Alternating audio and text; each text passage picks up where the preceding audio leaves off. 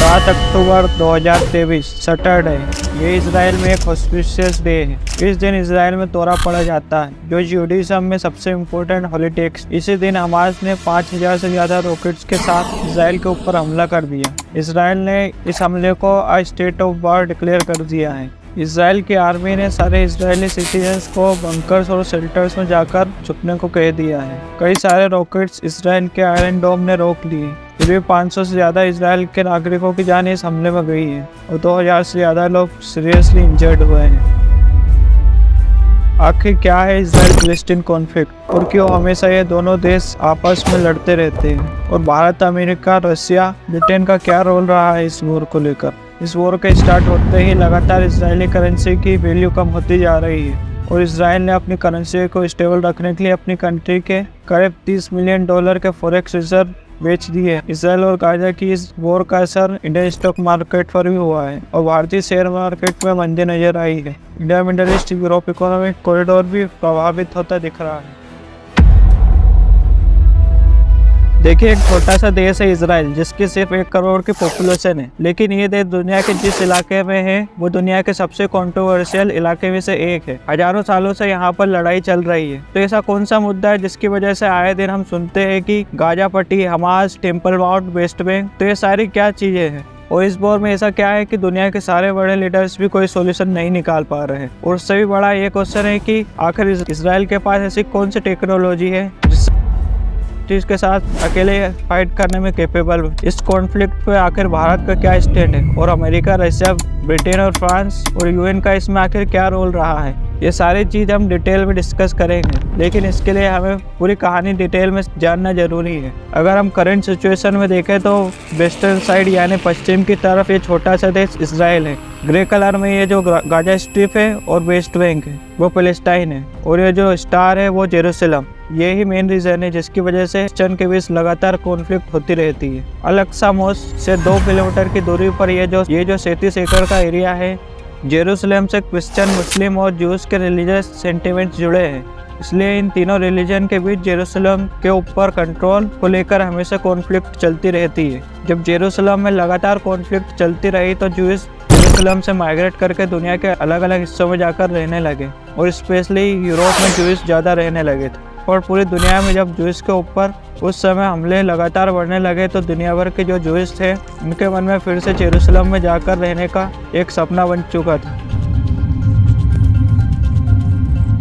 ऐसे में ईयर 1891 में एक जूस राइटर, उन्होंने अपनी किताब में लिखा कि अब जूस के ऊपर लगातार दुनिया भर में हमले बढ़ रहे हैं, इसलिए जूस को अब अपना नया इंडिपेंडेंट स्टेट चाहिए जहां दुनिया भर के जूस इंडिपेंडेंस के साथ रह सके। और इसी को देखते हुए सारे जूस ने उस समय एक मूवमेंट स्टार्ट करी जिसका नाम है जियोनिज्म। इस मूवमेंट का मोटिव था कि जूस को अपना एक नया देश मिल जाए। ये सब तो चल ही रहा था और ईयर 1940 में वर्ल्ड वॉर 1 स्टार्ट हो जाती है। इस वर्ल्ड वॉर में ब्रिटेन और जर्मनी एक दूसरे के खिलाफ थे। उस समय जो ओटोमन एम्पायर था वो जर्मनी के सपोर्ट में आ गया था। ऐसे में ब्रिटेन को अपने लिए सपोर्ट की ज़रूरत थी, और ब्रिटेन को ये लगता था कि रशिया और अमेरिका के जो जूस है वो वहाँ पर रशियन और अमेरिकन गवर्नमेंट को ब्रिटेन को सपोर्ट करने के लिए इन्फ्लुएंस कर सकते हैं। ब्रिटेन ने जब जूस को खुश करने के लिए जियोनिज्म का सपोर्ट किया, यानी जूस की जो अलग देश की मांग थी उसको सपोर्ट किया।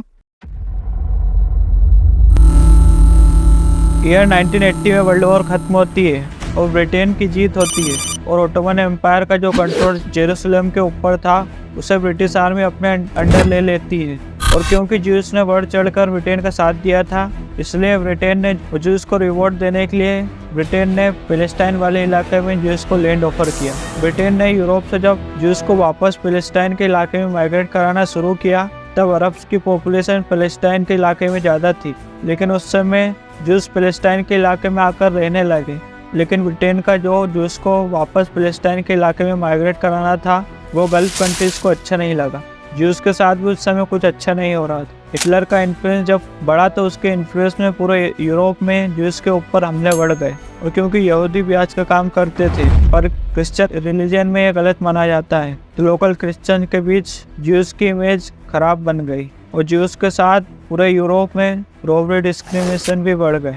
ऐसे में जूस का माइग्रेशन फिलिस्तीन के इलाके में और तेज़ी से बढ़ा।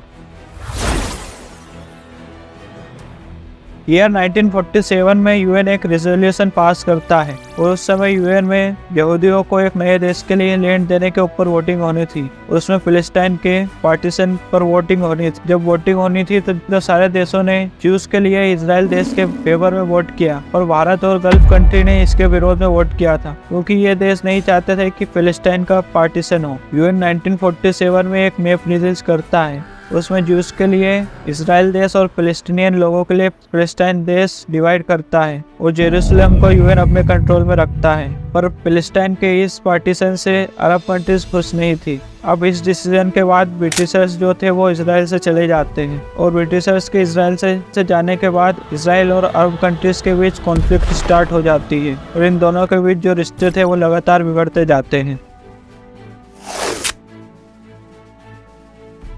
ईयर 1950 में इजराइल एक लॉ पास करता है, लॉ ऑफ रिटर्न। इस लॉ के हिसाब से कोई भी जो इस दुनिया में कहीं भी रह रहा है उसे इजराइल की नागरिकता दे दी जाएगी और उसका जब मन करे वो इजराइल आकर रह सकता है।